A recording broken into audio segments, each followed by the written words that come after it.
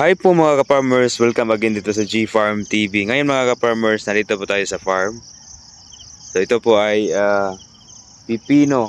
So nagtanim po tayo ng pipino mga ka-farmers.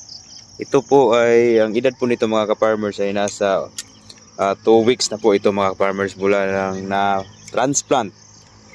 So ito po ay 2 weeks na mga ka-farmers. So ready na po ang ating kapangan. So may kapangan na po siya. Then 2 weeks after transplanting, ito na pong itsura mga ka-farmers. So ngayon mga ka-farmers, samahan nyo ako, ipapakita ko po sa inyo ang ating tanim or update ng ating tanim. So ito na po ang itsura mga ka-farmers. So ang variety po ng ating tinatanim ngayon mga ka-farmers ay Legacy. So maganda po ito mga ka-farmers at masarap kainin yung Legacy. So ito na po mga farmers, so ready na po ang gapangan at mga maybe next week simula na itong gumagapang mga farmers. So may mga kunting damo, so kailangan lang i-monitor at linisan yung puno ng pipino.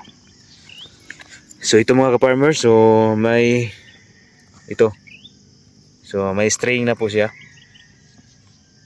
Yan, may string na, so mga 2 araw or 3, so magsimula na po itong gumapang mga ka-farmers. Ang total po na puno na itinatanim natin ngayon mga ka-farmers ay 200 seeds lang po mga ka-farmers. So tinatry natin. Sa mga ka-farmers, sa mga gusto sa ganitong uri ng mga video, so pwede namang paki-like, share sa ating mga video. It's all about farming techniques.